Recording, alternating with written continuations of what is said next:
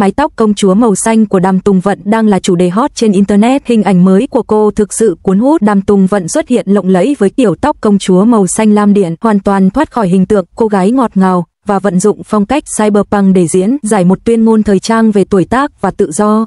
Sự lột xác ngoạn mục từ một cô gái nhà bên thành một chiến binh tương lai cho thấy khả năng phá vỡ những ràng buộc tuổi tác của các nữ diễn viên và thể hiện thái độ tự tin, quyết đoán. Tôi sẽ làm bất cứ điều gì tôi muốn.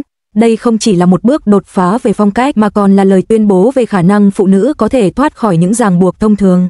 Để tôi kể cho bạn nghe, khi Đàm Tùng Vận xuất hiện tại sự kiện giải thưởng thiết kế giấy dán tường với mái tóc xanh theo phong cách anime và mặc bộ trang phục nhung đen, tôi đang ăn mì ăn liền, nghiêm túc mà nói, tôi gần như bị nghẹn mì. Liệu cô gái này có bí mật đến một phòng thí nghiệm công nghệ cao nào đó để nâng cấp toàn diện không? Một giây trước tôi còn nghĩ đến Câng Câng trong With You, cô ấy mặc đồng phục học sinh và có khuôn mặt tròn, nhưng giây tiếp theo cô ấy lại xé một trang truyện tranh và dán lên đầu.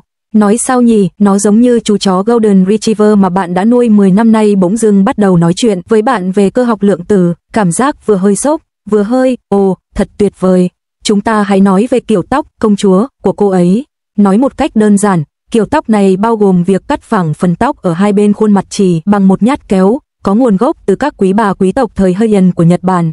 Nó mang lại cảm giác xa cách, kiểu như, đừng gây sự với tôi đang suy ngẫm về cuộc sống. Kết quả là, Đàm Tùng Vận không chỉ cắt tóc mà còn nhuộm tóc thành màu xanh điện. Bạn biết không, một khi màu này được áp dụng, nó sẽ ngay lập tức xóa sạch mọi dấu vết của phong cách cổ điển và ngay lập tức mang lại cảm giác cyberpunk. Cô ấy trông giống hệt nhân vật nữ chính vừa tan làm trên phim trường Ghost in the Shell.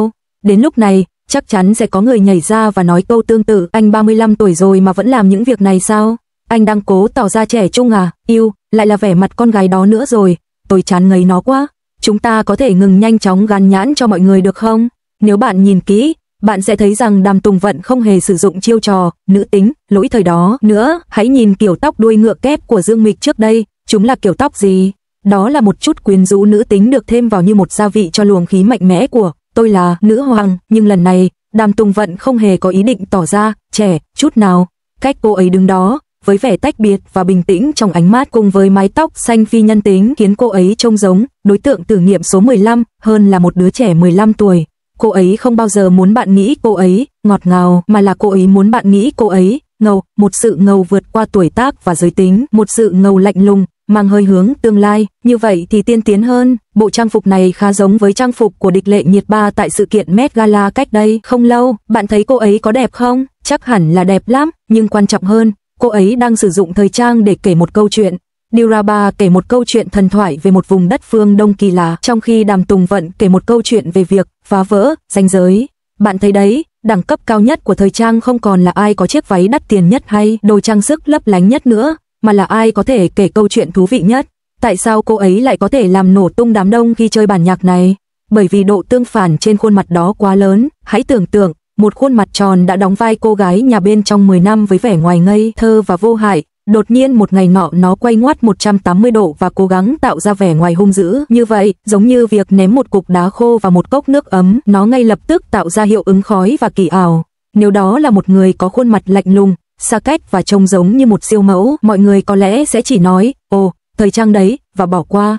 Vậy, điều ẩn giấu đằng sau điều này chính là tham vọng không ngừng nghỉ của Đàm Tùng Vận và nhóm của cô. Họ hiểu rất rõ rằng việc bám víu vào danh hiệu con gái quốc dân như một bát cơm vàng cuối cùng sẽ dẫn đến sự sụp đổ của đất nước, đặc biệt trong môi trường mà độ tuổi của các nữ diễn viên bị đánh giá khắc nghiệt đến mức có phần bất thường. Nếu bạn 30 tuổi mà vẫn đóng vai học sinh trung học, khán giả sẽ khen ngợi bạn. Nếu bạn 35 tuổi mà vẫn đóng, bạn có thể bị cho là ép buộc.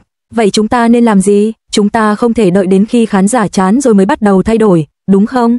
Nụ hoa huệ đã nguội lạnh, vì vậy, lần này, cô ấy đột nhiên ném ra một lá bài đùa mà không ai có thể ngờ tới tại bàn poker của mọi người. Nó đã phá hỏng hoàn toàn trò chơi. Cô ấy gần như hét vào loa phóng thanh, đừng đánh giá tôi theo tiêu chuẩn cũ của các bạn. Tiềm năng của tôi lớn hơn nhiều so với những gì các bạn có thể tưởng tượng. Gần đây, những bức ảnh Đàm Tùng Vận tại sân bay khoe vóc dáng thon gọn đã xuất hiện khiến cư dân mạng phải thốt lên, vóc dáng của cô ấy thật tuyệt vời. Có thông tin cho biết cân nặng của cô đã giảm xuống còn 42 kg, khiến người hâm mộ lo lắng. Đáp lại thắc mắc của cư dân mạng, Đàm Tùng Vận đã đăng bài, có lẽ ngoài cân nặng tôi còn có những bí mật khác nữa tương đương. Câu nói này dường như là lời đáp trả cho những tin đồn trước đó về việc cô giảm cân chóng mặt.